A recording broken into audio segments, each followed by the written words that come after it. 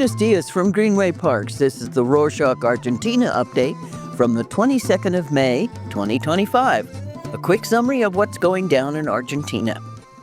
On Sunday the 18th, the Buenos Aires city headed to the polls for the local legislative elections. President Milei's party, La Libertad Avanza, pulled off a major win, outperforming expectations and beating out both Peronism, which came in second, and the long-dominant Pro Party, which suffered its worst showing in nearly 20 years. A key figure behind the libertarian win was Manuel Adorni, the presidential spokesperson, who credited the victory with the national government's message of radical change. Silvia Los Penato, Pro's candidate, found herself caught between Mauricio Macri's, the party's leader, mixed messages of backing Milei on the one hand and criticizing him on the other. Leandro Santoro, the Peronist candidate, ended up second but failed to meet early predictions, and former libertarian Ramiro Mara lost his seat altogether. However, Adorni's win didn't come without its controversies. His party came under fire after deep fake videos falsely showed pro-members Macri and Los Penato backing Adorni ahead of the election, promoting accusations of electoral fraud. Milei brushed off the criticism and said it was a joke. This election served as a clear preview of the national midterms coming in October. Speaking of which, the government confirmed that Argentina's national legislative elections will take place on the 26th of October and announced the creation of the General Electoral Command to oversee election security. This year, voters will choose 127 new deputies and 24 senators, but unlike past elections, there will not be any primaries since Congress suspended them. Several provinces, like Misiones, Santa Fe, Formosa, and Buenos Aires, will also hold their own legislative elections on different dates. After the Buenos Aires city election, the government announced its no-questions-asked plan to introduce new economic measures aimed at encouraging people to bring their hidden dollar savings into the formal economy.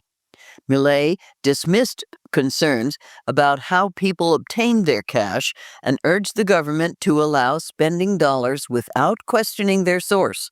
Experts warn it could encourage money laundering and tax evasion, but Milei also framed taxes as theft and praised those avoiding them as heroes, while insisting that crime and economic policy should be handled separately. The government has yet to announce when the measures will officially roll out. On Tuesday the 20th, Milei attended the AmCham summit in Buenos Aires, where he urged business leaders to invest in Argentina, describing the country as very cheap and full of growth potential after his party's recent electoral success. He highlighted the government's push for deregulation, saying over 2,000 reforms in less than 2 years have helped reduce inflation and boost the economy, while promising that inflation will disappear by this time next year. Luis Caputo, the economy minister, added that the administration aims to cut excessive regulations that hinder formal economic activity. Meanwhile, AmCham's president called for urgent tax and labor reforms to improve competitiveness and foster investment in Argentina's future. On that note about reforms, we have a few to go over. First, the government plans to tighten immigration policies to reduce public spending on undocumented immigrants. The new reforms include deporting any immigrant convicted of a crime, immediate expulsion of those caught entering illegally, and stricter residency and citizenship requirements requiring 2 years of uninterrupted residence. The new rules will also require foreign nationals to have medical insurance to access health care and could impose fees on foreign students attending public universities. Adorni emphasized that Argentina will no longer tolerate criminals entering or staying in the country and aims to protect law-abiding immigrants while ensuring the nation remains open to them. Another reform, the Justice Ministry has shut down 13 social programs, including Menstruar, which provided free menstrual hygiene products, as well as initiatives supporting trans individuals and victims of gender-based violence. The government framed these cuts as a way to save over 6 billion pesos annually, about $5 million, labeling the programs ideological. This move continues a pattern under President Milei's administration of dismantling institutions and services aimed at protecting minorities and vulnerable groups. Critics argue that these actions go beyond budget concerns, leaving survivors of gender violence and marginalized communities without essential support. Another thing that the government shut down is the investigative task force set to probe the Libra cryptocurrency case. A quick reminder, the task force, formed after Milei's public endorsement of the Libra token on social media, which caused its price to spike and then crash, sparking allegations of market manipulation and misleading investors. The government's recent decree says it has completed its work, effectively ending the internal investigation. The controversy has raised concerns about Milei's transparency. In other news, heavy rains forced 7,500 people to evacuate across Buenos Aires province, with rivers overflowing and flooding roads, bridges, and highways.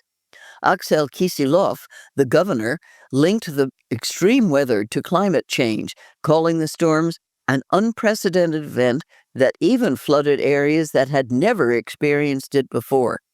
Rescue teams from national and provincial authorities are working to help those affected, with more than 3,000 people staying in emergency shelters and thousands more moving away from flooded zones on their own. Back to the topic of reforms, Milei's government has made it easier for both civilians and security personnel to get firearms permits by introducing an online application process.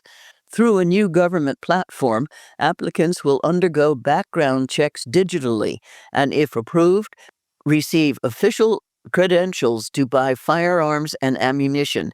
This move follows earlier efforts by Milei's administration to loosen gun regulations, including lowering the minimum ownership age to 18 and removing municipal permit requirements for firearm businesses. From firearms permits to driver's licenses, drivers in 8 provinces and Buenos Aires City will be able to skip in-person visits by using the new digital National Driver's License System. Launched on Monday the 19th, this updated digital license, accessible through the Mi Argentina app, is valid nationwide. While many provinces have already adopted this system, a few, like Buenos Aires and Córdoba, will still require in-person renewals for now.